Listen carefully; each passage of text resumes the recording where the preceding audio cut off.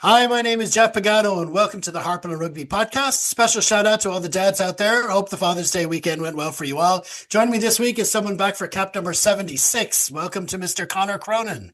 Thanks for having me, Jeff, and good to be on for this one, and good to have at the moment a quiet enough house to on a Father's Day to have a quiet space to be able to do something fun like this. That's the dream, indeed. Well, let's get crack on and turn our attention to our feature match of the week.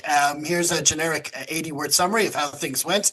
Leinster retained their URC title with a dominant 36-7 win over the Bulls at Croke Park, producing a composed, clinical performance in front of over 39,000 supporters. Tommy O'Brien's early try set the tone before Rico Uwane and Jack Conan powered Leinster into control. Sam Prendergast's assured kicking and a sharp Harry Byrne finish sealed the victory. Leinster's defence smothered the Bulls throughout, their physicality, accuracy and tempo securing a 10th league crown and back-to-back URC titles. Now, obviously, we're going to go into a little bit more detail than that, but to start off, Connor, I think it's best to harp on Leinster's attitude on Friday. We can talk about individuals and the Bulls side of the equation later, but when you compare our overall performance to that other final, we had an early Tommy O'Brien try, and that was it. There's no other comparison. Whether it was because of Bilbao or not, you could say our overall intent, desire, and ability to make our plays work on both sides of the ball were at championship levels at Croke Park. Yeah. There was a lot of talk after Bilbao, a lot of people saying, "Oh, Leinster are this kind of team now, and they're good at this and they're not good at that," and there's all kinds of stuff gets talked about. And I think whether or not the players pay any attention to that, whether or not the coaches pay any attention to that, we heard a lot after in the build up to the Lions game about how this was turning a page and things were going to be different. And I'm not going to lie, going into Friday night, I was nervous. I can only imagine how some of the lads might have felt. But geez, they didn't look at once they got on the pitch. The difference between that, just everything seemed to stick. I'm not saying there weren't mistakes, but just everything seemed to be clicking in a way that it really didn't in Bilbao. And I think a huge amount of that comes down to intent, and a huge amount of that comes down to desire. We went into that game with real intent. This is a game we are coming in to do a job here. I said to somebody yesterday, if we'd spent the first half in Bilbao with that kind of intent and those kinds of moments clicking where, we want to do this and it comes off, and not the silly mistakes and not the passes that go to the wrong hands and all that, it would have been a much closer final. I'm not for a second suggesting we'd have won it, but it would have been a closer contest. And I think that's the Leinster we wanted to see all season. The Leinster who come out and are dominating tackles, dominating set piece, where attacking patterns look like there's something happening there. It actually looked like a team who had said during the week, this is what we're going to do. And they did it. And that always doesn't seem to show up. We get a lot of people who give out about certain players and how, oh, well, it doesn't matter what he's showing in training because we don't seem to see it on the pitch. Or people who give out about attacking coach. I've been guilty of that one, where we're looking and saying they've got to be running plays midweek. Where are these plays when we get to match day? But on Friday, it just genuinely felt like everything was going to plan in a way that, that mistakes happen, moments happen, but there was good headspace. Fellas who'd said, okay, if things go wrong, how are we now going to deal with this? You look at the first 4 minutes and we lose Caelan Doris to what has now ended up being a season-ending injury. And the guy sitting in the row in front of me said, oh, wow, I thought we might go 6-2 for this match. And it turns out we went 4-3 because we, have, including Doris, where he was risky all week. And then we lose him in the first few minutes means immediately we're having to give up one of our substitutions. And look at what Jack Conan then does. He comes on with, again, intent, desire, hard work that in another game could have won him a man of the match award because he played as well as he did. And it's not just him, it's all across the park. Find me one player on the park where you look and say, do you know what? He was only all right. Because I think every player came out with a real, just as a real threat in his own position. Look at how we dismantled their line out. Look at the fact that they were all talk about scrum dominance all week, and they got one scrum penalty. The first thing penalised in a scrum, we got a free kick. So that just proves that it was all talk. But look at how our back row was dominant. Look at how our backs played. Look at how our half-backs played. Everyone came out wanting to do everything they could and leave everything they could on the pitch. And it really, really showed. There's so much positive you can talk about. Yes, we've got some lucky moments. We've got moments where Andrea Piardi calls advantage over as the ball comes out of a second ruck and then they spill it and Tommy O'Brien hacks downfield with the chase and scores. And the minute that second pass went out of the ruck, I was like, that's two faces. It's got to be advantage over. And then the try goes in and I was looking going, please tell me advantage was over. Please tell me advantage was over.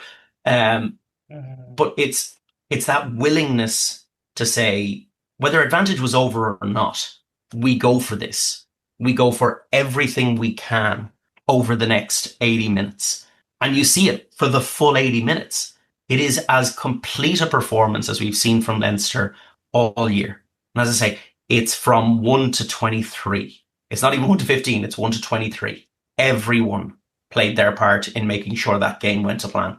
Yeah, I mean, like you say, there's no comparison to what happened in Bilbao, and I think what part of me thought, what if the results had happened in the opposite order? So if we'd won the URC Grand Final convincingly and then lost the way we did to Bordeaux, but I do think one kind of led to the other in a way. It was like we were kind of they appreciate what went wrong in Bilbao and they were determined to show up this time, and of course.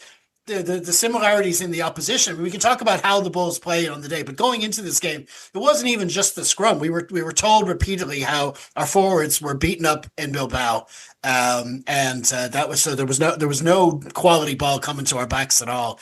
And we all know about the Bulls forwards. That's where they thrive, and that's where they live. And making and their ambition. We know their ambition was to come and mess up our ball as much as they can, and we were expecting that, but we weren't letting them do that. We were getting our speed at the breakdown. We were putting it quickly through the hands. You could say, oh well, you had those deliberate knock-ons, but we were forcing those. Yeah, those deliberate knock-ons. Those deliberate knock-ons are the result of how we played with that fast pace and with that intensity. They have to try something, and. Mm-hmm. They're looking, they're saying, he's going to put a wide one out any second. I'm going for that wide one when it comes. And you've got to be 100% accurate with it. And they weren't. Yeah, absolutely. And of course, the other thing I remember hearing over and over again about Bordeaux was that, they made their own luck. They got some lucky bounces here and there. They got some lucky touches and breaks or whatever. But you make your own luck, which is fair enough. But if that's the case, then that's what we did. We got lucky a couple of times. The first try, it sat up for Tommy really well, and he got through. But of course, it was our defense that created that. And our defense creates a lot of opportunities, and that started that did well from the start. They got into our 22 in the early stages, and they couldn't make anything of it. So it was an overall. It was just our overall approach.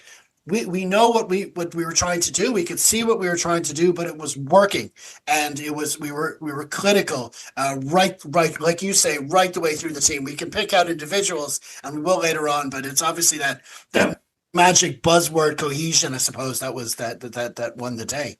Yeah, and it was a cohesive performance. Like everybody, I mean, if we could play that 15 or a similar 15 all season, if we weren't losing players to international duty and mandated minutes and mandated rest and all that carry on. And if we could keep two loose heads available at all times, that would also be very helpful. But that cohesion, that sense that everyone just knew what everyone was going to do. There was no surprises. There was nothing difficult. And even in moments where you think, where the hell did that come from? Everybody was switched on for it. The best example of that is, that fast taken line out from Gibson Park, and the whole stadium's going, what are we doing? And then the inside ball, and Hugo was so aware. It's like, here, this is for me. Of course it is. And he sidesteps and he pivots and he pirouettes around players and he leaves fellas for dead. And we'll get more into Hugo later. But just, it's, as you say, it's that cohesion, it's that sense that everybody understood. When we get our chances, we will take our chances. We will take them efficiently. We will take them carefully. We will do what we can to build a lead and build a scoreboard. And actually, I think it's worth mentioning as well, and I know you posted that it had been commented on in the timeline on the WhatsApp chat, that the decision to take 3 points when we're three tries up and then take 3 points, that is, for me, one of the best decisions of the entire match, because it is just that sense all of a sudden, it's like, okay, we're in control here. We'll just continue to control the scoreboard and keep things going our way. Let's not risk something. Let's not risk a maul that gets turned over, or, and then suddenly there's a scrum. Let's not risk short one-out plays of fellas on the line, which can result in injury. Let's just take the 3. Let's be sensible and see how we build from the restart. And it's just very, very sensible game management, which hasn't always been present this season. So I was really pleased to see that decision made. Yep, that's an important point. The decision making as well was at champions levels, and like what you talked about, losing Doris so early. I mean, we at the beginning and at the end of the first half, of course, Tommy O'Brien had that really unfortunate. It was a chip over the top. He went up for it, and he just came down and went on his own. Hopefully, that's not too serious. He's had a good run after a really bad luck with injury early in his career. But from the Leinster's point of view, if you had to pick 2 players, when you consider what our bench was, if you had to pick 2 players you're going to spring from the bench to play longer shifts, Jack Conan and Gary Ringrose aren't bad names to bring on, and we had a plan in place. I mean, Jack Conan would start at 8 in pretty much 95% of the clubs in Europe if he was with them, and then of course Gary Ringrose would probably start 100%. It was just the way we had the team set for the day. I think we were kind of sort of backloading the team. I think we were expecting maybe it'd be closer, and we'd the Bulls be strong. We saw what happened with Glasgow. We thought they might be closer towards the end, but to be able to bring Ringrose on and Owani out to the wing, it was just those were kind of natural substitutions, and we could continue. The point is that we were able to continue even with those 2 big names coming out of the starting lineup. We were able to bring that through into the second half and beyond.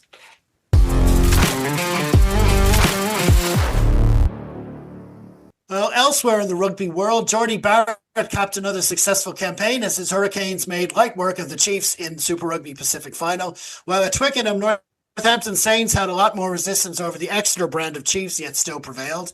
Over in France, they were just at the semi-final stage, and Toulouse crushed Racing, while Montpellier outlasted Stade to set up next weekend's Top 14 decider, which will determine who will be top seeds in the draw for the pool stage of the 26-27 Champions Cup, alongside Bordeaux, Northampton, and of course Leinster. That is due to take place on Wednesday, July the 1st.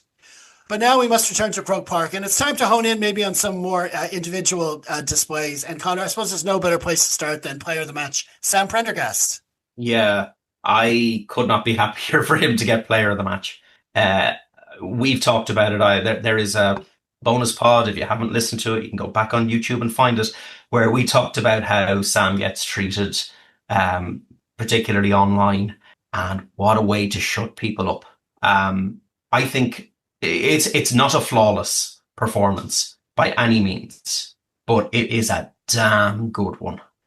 He played incredibly well. I think some key moments that really stand out for me, there's a couple of his tackles that, everybody's saying, oh, he can't tackle and he won't tackle and he's not. He went at bigger fellas than him and he was willing to put himself on the line. And I am so pleased to see that. I'm so pleased to see that in spite of what anyone else thinks, he actually is prepared to put himself out there and, put himself at risk. We were kind of blessed with Johnny for so long because he was a player who was almost reckless with his physicality and reckless with his tackles. You'd be looking at him going in and going, oh, jeepers, could you not have let anybody else do that? But Sam stepping up and taking those couple of tackles is brilliant because, again, it starts silencing a few of the online idiots who think that he's not good enough to be a world-class rugby player. Let's add to that his kicking, and I know there are some people saying, well, he kicked to players a lot of times.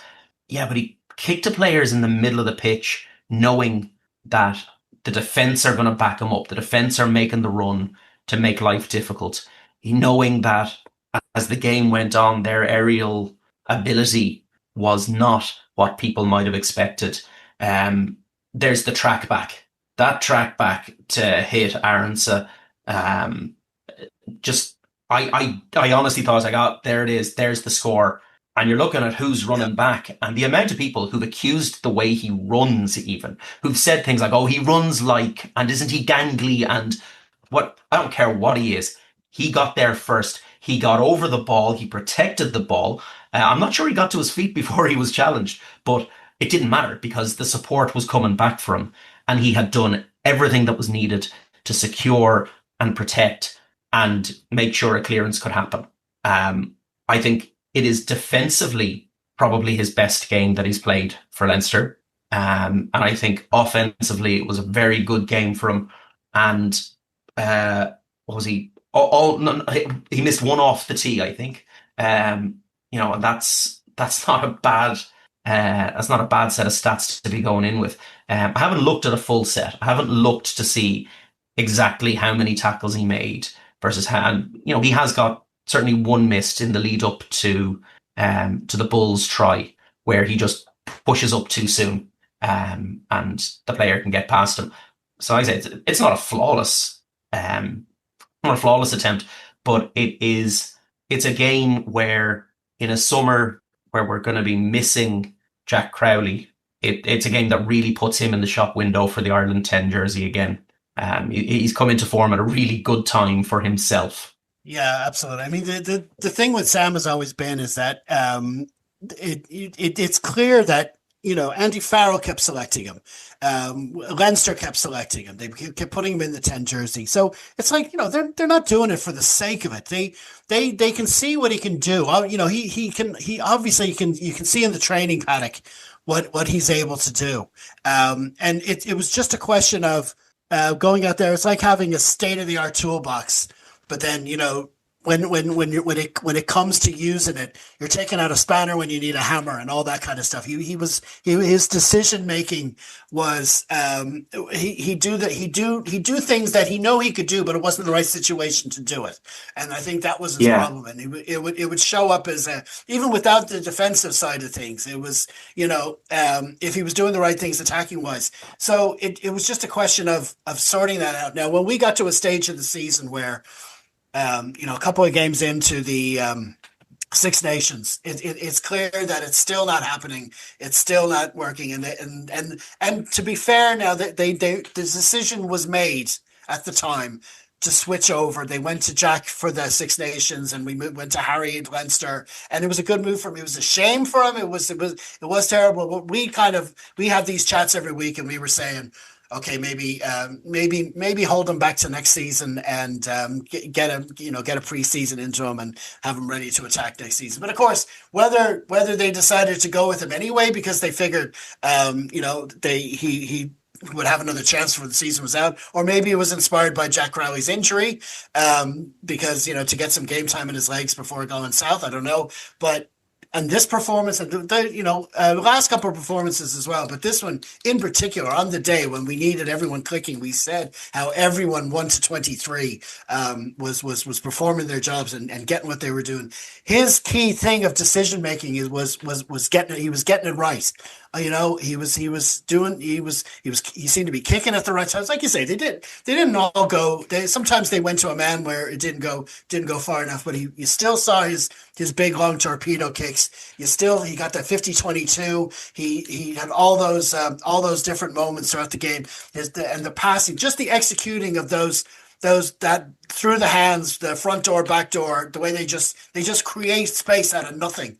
That's been their signature kind of move this season, and to get that working at the right time was a key feature of the game as well. So I mean, it was great to see him. He deserved the player of the match. But we're going to move on and talk about someone else who we thought at one stage would get it. Another excellent performance from him. We almost take it for granted from him as well. So he may not get as many player of the game awards as he might.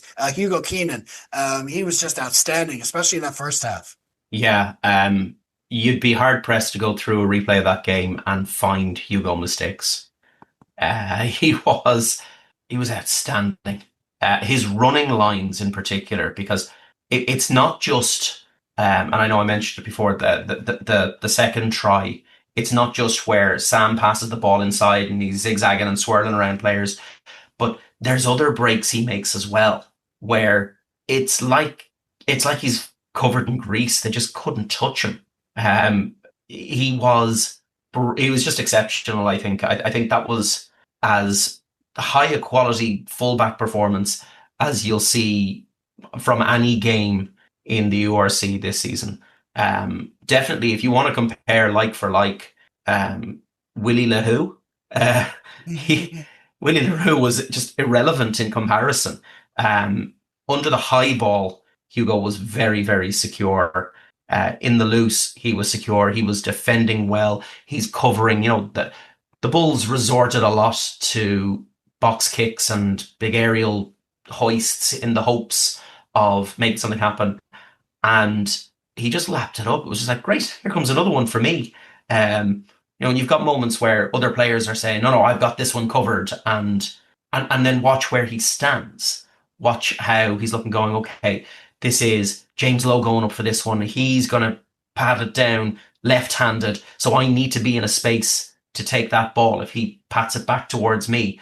And it's how quickly he reads that information as well. How quickly he gets himself into the positive positions. He's in the right place so much of the time. I don't know what way he sees it, but it's almost like he has an aerial view of the pitch, of where players are, of what's happening. I'd nearly compare him. Weird thing, I know, pigeons see everything compared to us in slow motion, and I feel like Hugo's the same. That just the receptors are taking everything in so much faster that it's like frame by frame he's able to see it happening in front of him. It's unreal how well he did that on Friday. In any other game, he's a potential man of the match. Or I say that he was a potential man of the match. And I think if Sam hadn't played as well as he had, I think if Sam hadn't scored his try, it might have been Hugo. Yeah. Absolutely. But Hugo, he really was just exceptional. No, definitely. I think of it like, there are other players who can do that, who can scan, who see what happens. It's almost like a Terminator. Like he gets a readout and he can see in front of him. He says, okay, there's backs over there that are attacking me, but there's two props side by side over there. If I run in that direction, he just in an instant gets the readout and then is able to do it. I mean, some people might say, well, Keenan Moody slipped for that break, but Caden Moody gets hit by his own player. Yeah, but it was because they were all struggling to get into the position because they saw the pace we were coming at them. It forced them into those kind of mistakes. You know what I mean? It was sort of quick. It was suddenly transition ball, and they were trying to get into their position. So it was an outstanding performance, and of course it took him a long time to come back into the Leinster team, and he's one player who can just come straight back in, and you're going to get it from him. You don't often put a recognized, established fullback on the bench anyway. But when he comes back from injury, you can just put him straight back into start, and that's Grant. He's Grant, and off we go. There's no getting back up to speed. He's definitely that kind of player.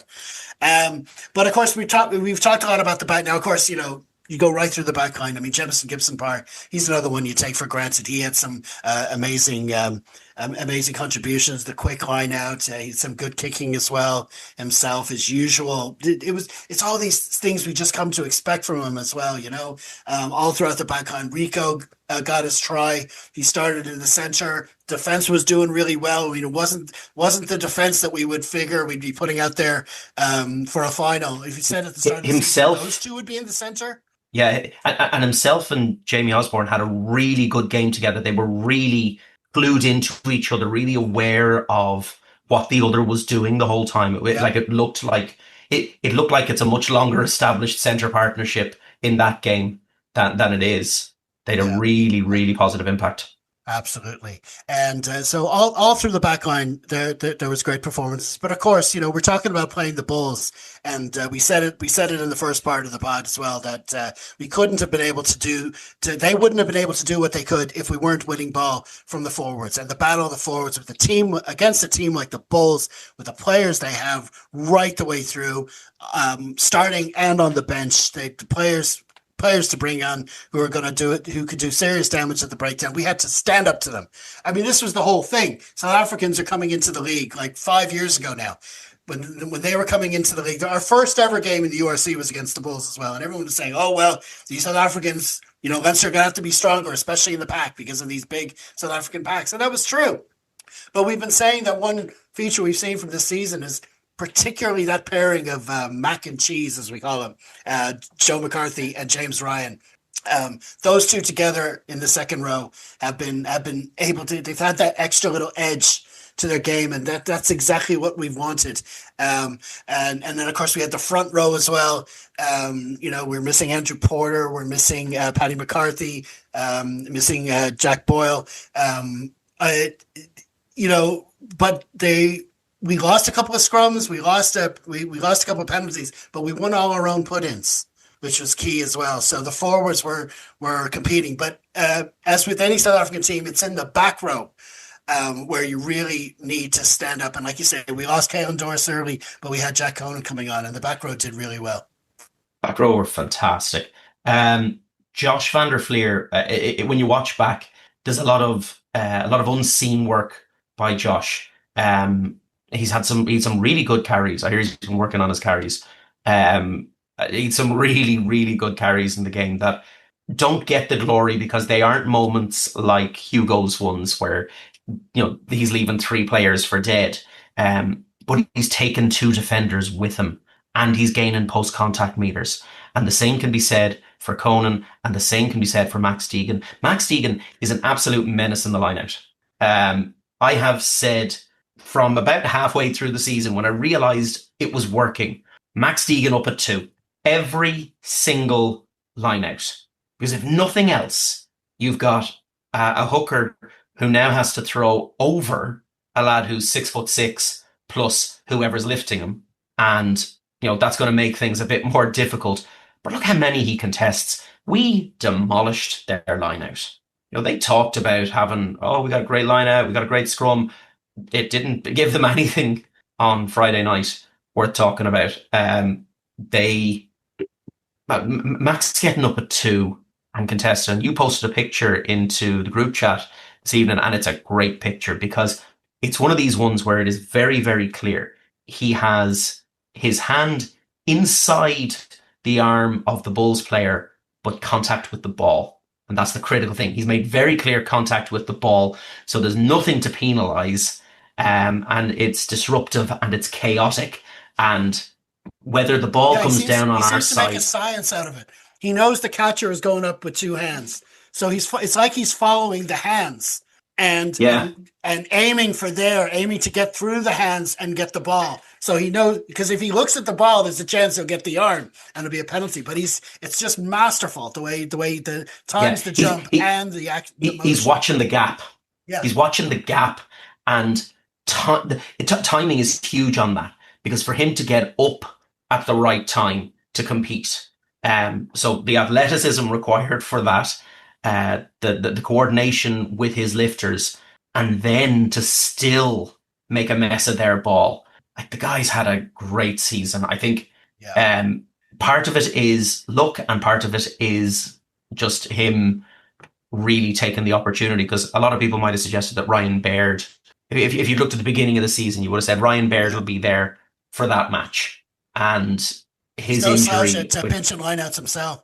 no. And if the pair of them, I'd love to see, I'd love to see a competition between the two of them. Which of us can get more lineouts this year? Which of us can steal more per match? And just watch them wreak havoc. But I say, the back row is a collective thing. The back row is a thing where I've got him. Are you getting over for the turnover? Or I'm covering inside here. Where are you? And we talked about it in the first half of the pod. That cohesion. Everybody knew everyone else's job. It's not just that they know their own jobs. It's that I know if I do this, I can trust that he does that.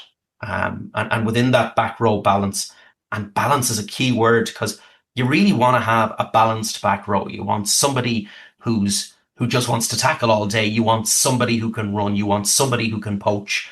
We're lucky we've got players who can do all three, and we've got each of those players is good at least two of those things.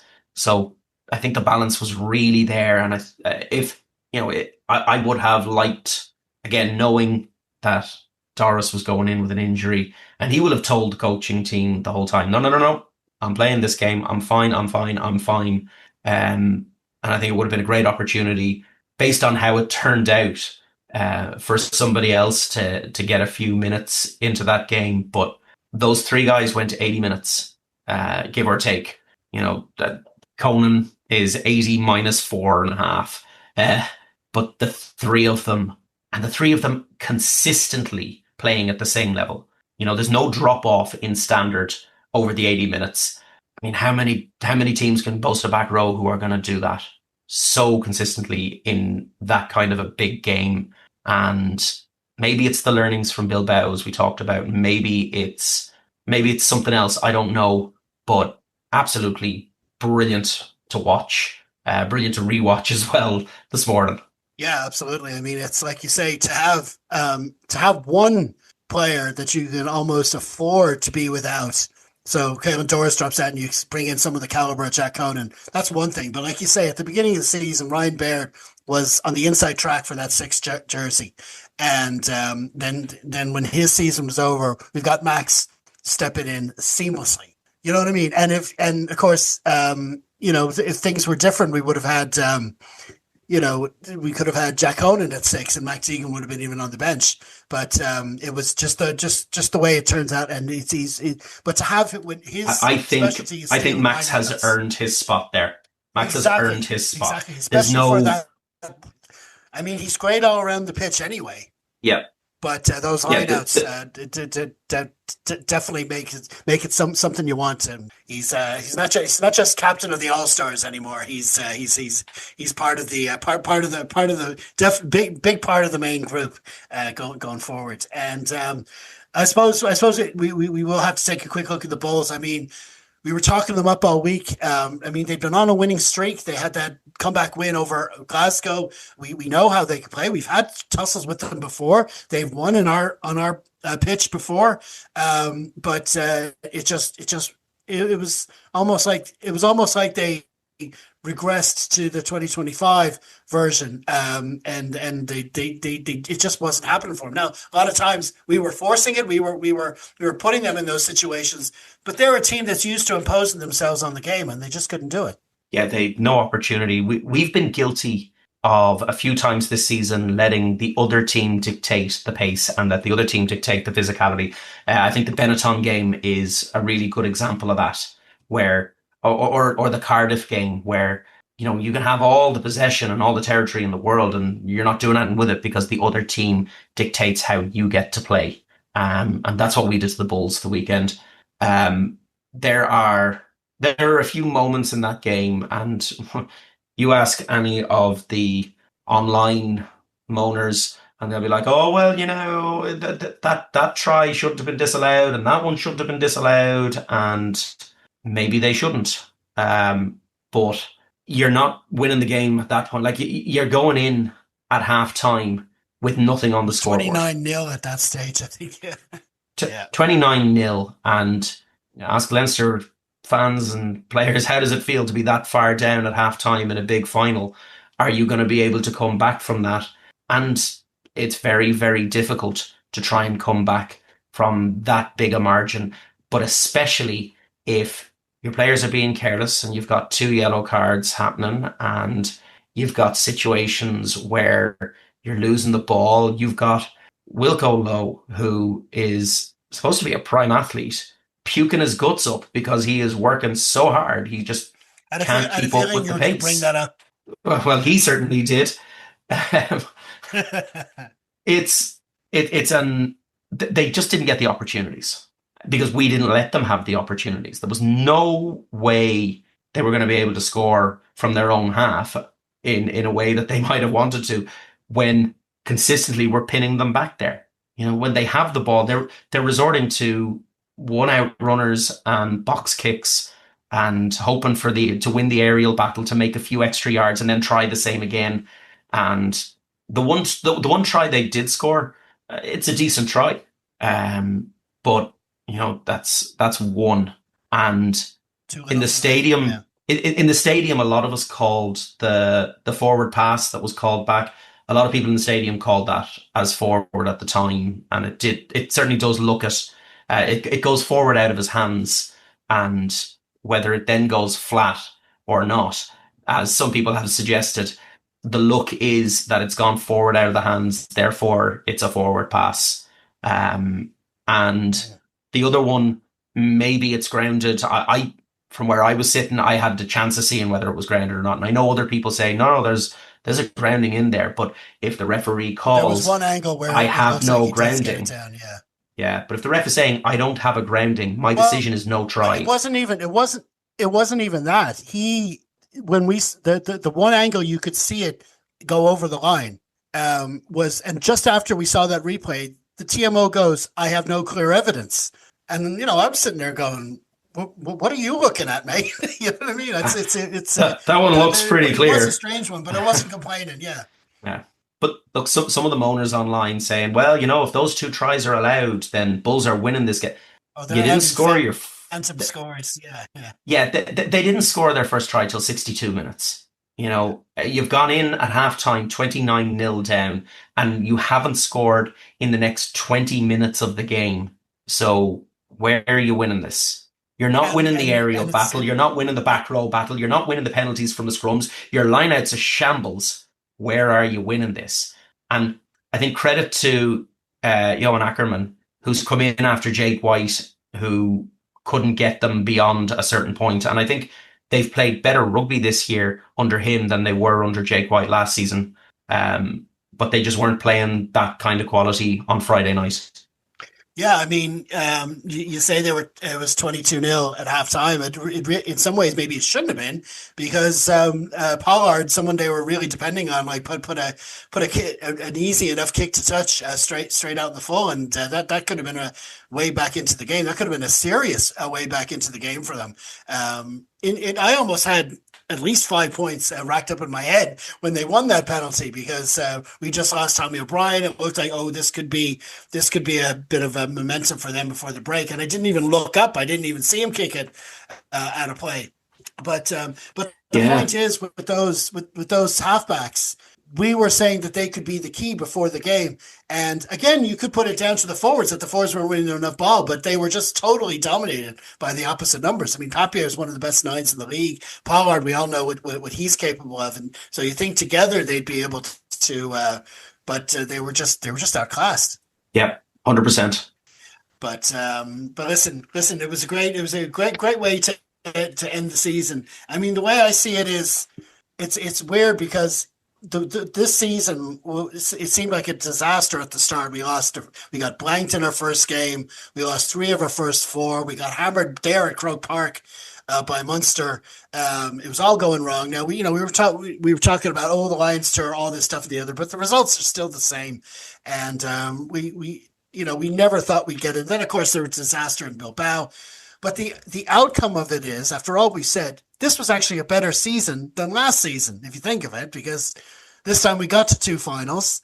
So it's weird, but I mean the outcome is success and trophies and winning matches and whatever. And it's and because we had no trophies the years before, you could say it's been steadily the outcome has been steadily getting better. Now, of course, we all want that 5th star, and we're looking for that. And until we get that, we won't be totally satisfied. But it is interesting how the standards are such at Leinster that even winning a trophy and doing better, it's still not enough. Yeah, and it's not just internal standards either. Like there's the external expectation, and whether that is the expectation of the season ticket holders who are there week in, week out, and remember rainy nights in Donnybrook and whatever else, or the expectation of the media who will say, oh, well, you've all this and you've all that and you still can't. Well, we've been to, Hugo put it up in the chat the other day, 12 finals in 8 years. There have been 18 available finals from 2018 to now, and we've been to 12 finals, and everything else bar 1. We went to the semi-final of that competition. There is a standard there that if you want to win a trophy, you're going to have to get through Leinster at some point. And I think whatever standards people want to have, we're coming away with being the first team to go back-to-back in the URC, having been to 2 finals this year, and having gotten through 3 South African teams in the knockout stages of the URC to get to a trophy. It's a positive season. Oh, absolutely. I mean, even when you compare it to, you look at, we did lose to Northampton, rightly so last season, but they were nowhere in the Premiership last season. This year, we rightly lost to Bordeaux in the Champions Cup final. They couldn't even make the playoffs in the top 14. Now, I know it's a lot more difficult to do that in that league, but still, you look at Toulouse, who topped the top 14. They ran away with their semi-final, probably going to win the final, but they fell in the Champions Cup. So you're looking at consistently over the seasons, 2 competitions. Obviously, we still have to get over that line. We still want it. It's the standards we still want, but I think it's still an upward curve, and we're the way the season panned out. It's a good place going into the new stadium for next season, I'd say. But anyway, listen, we had our usual comments on our Facebook page. We had Chris McDonald who said, "Job done, excellent performance. Max Deegan has had a fantastic season. Well done to Sam. He had one of his better games. Hopefully, it's the step he needed." Gavin Hegarty said, "I honestly thought we'd get nothing out of the season at Christmas, but to reach 2 finals and win 1 is epic." Okay, if you want to leave comments yourself after all our Leinster and Ireland feature matches, head on over to our Facebook page and feel free to leave your thoughts. Okay, we're going to leave it there for now. Many thanks to Conor for joining us. Looking forward to having you back on again soon. Thanks a million. And as ever, be sure to stay tuned to Harpin On Rugby on all the socials during the week, starting with our bonus chat posting on YouTube Tuesday, where we'll be lamenting the long list of lads leaving Leinster.